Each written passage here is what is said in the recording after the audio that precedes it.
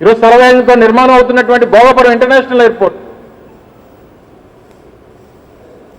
మే 3వ తారీఖున 2023 శంకుస్థాపన చేశాం. మా హయాంలోనే పెద్ద ఎత్తున పనులు జరిగి ఈరోజు ఆల్మోస్ట్ మరో 6-7 మాసాలు పూర్తయ్యేటువంటి దానికి సిద్ధంగా ఉంది.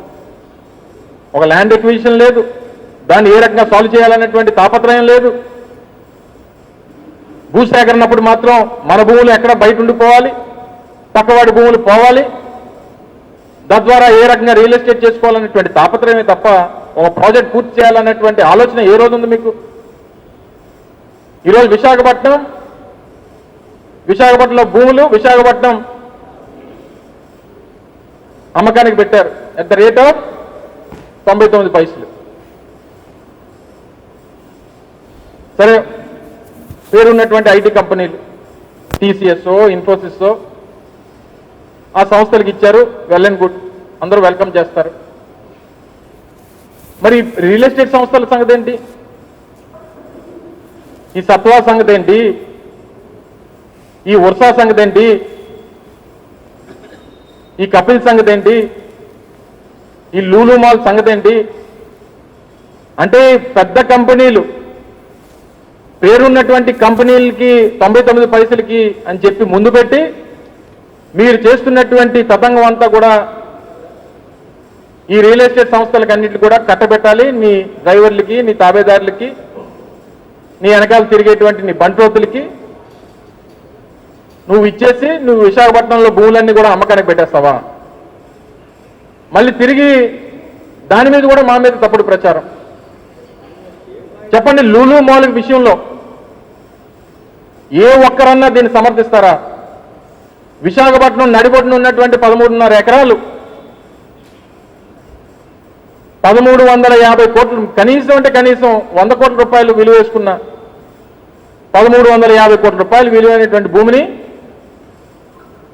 Per square feet రూపాయిన్నరకి ఇచ్చేస్తావా 99 సంవత్సరాలక? చెప్పండి, ఏ ఒక్కరన్నా మీరందరూ కూడా, ముఖ్యంగా media, print and electronic media సోదరులు, మీరు ప్రజాస్వామ్యంలో 4వ పిల్లర్గా ఉన్నటువంటి వారు,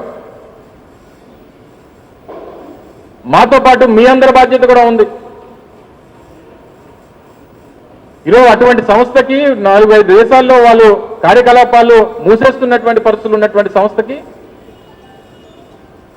పోనీ ఏదన్నా టెక్నికల్లో, స్కిల్డో, లేకపోతే ప్రొఫెషనల్ కోర్సెస్ వాళ్ళకు ఉద్యోగాలు వస్తాయని అనుకుంటే అబ్బే, ఉప్పు పప్పు అమ్ముకున్నటువంటి వారికి ఫ్లోర్ మేనేజర్లు, సూపర్వైజర్లు, తూకం వేసేవాళ్ళు ఊరు మధ్యలోనా? అంత విలువైనటువంటి భూమా?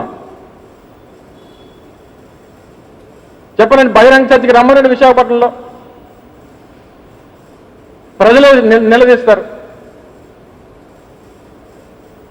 ఒకవేళ అటువంటి ఏమైనా ఎంకరేజ్ చేయాలి. హైదరాబాద్లో ఎక్కడైనా ఇచ్చారా మనం అడగండి.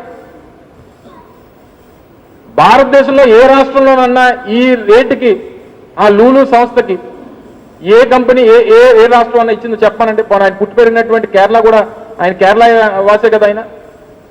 సరే, GCC నేషన్స్లో, గల్ఫ్ కంట్రీస్లో పెద్ద ఎత్తున పెట్టుబడులు ఉన్నాయి. ఏ రాష్ట్రంలో ఇచ్చిందని చెప్పండి. పక్కన ఉన్నటువంటి తెలంగాణ ఇచ్చిందేమో అడగండి. తెలంగాణలో ఒక ప్రైవేట్ సంస్థ దగ్గర అద్దెకు తీసుకొని మాల్ నడుపుతా ఉన్నారు.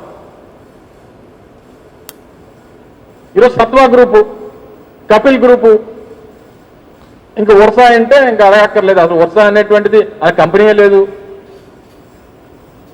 ఎవరికి తెలియదు. ఆ కంపెనీ పెట్టినోడు కూడా తెలియదు.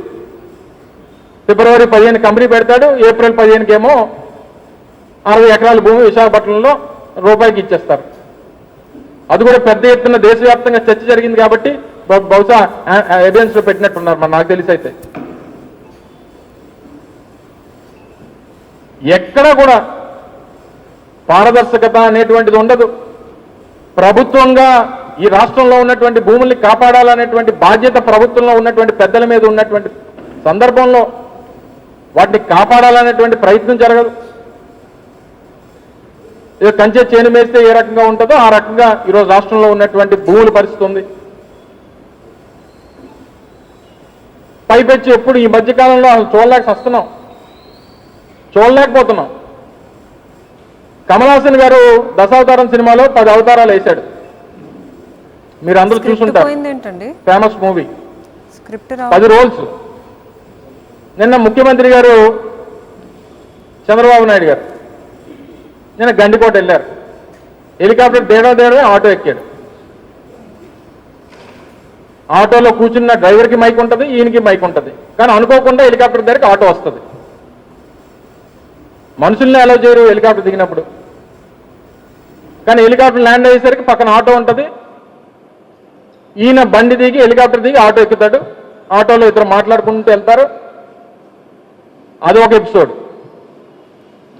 మొన్న ఎక్కడో వెళ్తూ మన నాయ బ్రాహ్మణ్ సోదరులు ఈయన వెళ్తూ కాన్వే వెళ్తూ అనుకోకుండా ఆగుతాడు అక్కడ. పాపం కటింగ్ చేసే నాయ బ్రాహ్మణ్ సోదరుడికి మైక్ ఉంటుంది, అనుకోకుండా దిగినటువంటి మన ముఖ్యమంత్రి గారికి మైక్ ఉంటుంది. మరి ఎలా ఉంటుందో మరి. మొన్న ఇంకో కుటుంబం దగ్గరికి వెళ్ళాడు, ఆయన పాపం చెప్పులు కుట్టేవాడు అనుకుంటా. ఆ మీటింగ్ దగ్గరికి వెళ్ళినప్పుడు అక్కడ మైక్, ఆయనకి మైక్ ఉంటుంది, అనుకోకుండా కారు దిగిన మన ముఖ్యమంత్రి గారికి మైక్ ఉంటుంది. నాకు తెలిసి దక్షిణ భారతదేశంలో కమల్ హాసన్ గారిని మించినటువంటి, అంటే అన్ని రోల్స్ చేసినటువంటి యాక్టర్ ఎవడో లేడు. మరి ఆయన బీటౌట్ చేయాలనుకుంటున్నాడేమో ముఖ్యమంత్రి చంద్రబాబు నాయుడు గారు. ఆయన లోకనాయకుడు అని అంటారు ఆయన్ని, ఈయన లోక మాయకుడు. ఈయన అందరినీ మాయ చేయడం ఎలాగా అంటే ఇది అంతా ఏమనుకుంటారో అసలు ఏంటి, ప్రజలు ఏమన్నా అనుకుంటారా లేదా అనేటువంటిది అసలు కొంచెం కూడా, అంటే ఎవరు ఏమనుకుంటారు అనేటువంటి దానికి అసలు దానికి అవకాశం ఇవ్వరు వారు. అందుకే చెప్పా, ఇప్పుడు ఆయన్ని మించిపోయాడు కొడుకు. ఇందా మొదట్లో చెప్పినప్పుడు బాప్ 1 నెంబరు, బేటా 10 నెంబరు. ఆయన తండ్రిని వెనుపోడు, ఆయన మామని వెనుపోటు పొడిచి ఆయన ముఖ్యమంత్రి అయ్యాడు. ఇప్పుడు తండ్రి ఎప్పుడు లేచిపోతే ఆ కుర్చీలో ఎప్పుడు కూర్చుని పోదామని కొడుకు వెయిటింగ్. ఈరోజు సన్నగా ఈరోజు అన్నదాత సుఖీభవ అని చెప్పి ఒక యాడ్ చూశాను. సన్నగా చూసి పవన్ కళ్యాణ్ గారు కనబల్లా, పెద్ద ఫోటో చంద్రబాబు నాయుడు గారిది ఉంది. ఏదమ్మా పేపర్ ఉంటే పట్టరామా ఒకసారి. పెద్ద ఫోటో చంద్రబాబు నాయుడు గారు ఉంది, పైన మోడీ గారు ఉన్నారు. మరి మోడీ గారు ఇచ్చింది కదా. సన్నగా చూస్తే పవన్ కళ్యాణ్ గారు ఎక్కడున్నారని చెప్పి చూశాను. చూస్తే పాపం కిందకి పెట్టేశారు. మీ పేపరే కింద ఉన్నారు. పాపం ఆయన కూడా వరినాట్లు లేపు పట్టుకున్నట్టున్నారు. ఏదమ్మా సరే, ఎవరెవరు ఫీల్ అవుతారో ఫీల్ అయిన తర్వాత తెలుస్తుంది అందరికి. కానీ ఏదేమైనప్పటికీ ఇప్పుడు ఫోకస్ అంతా తండ్రి కొడుకులు, పబ్లిసిటీ, ఏ రకంగా మనం మార్కెట్ చేసుకుందాం అనేటువంటి దాని మీదతో పాటు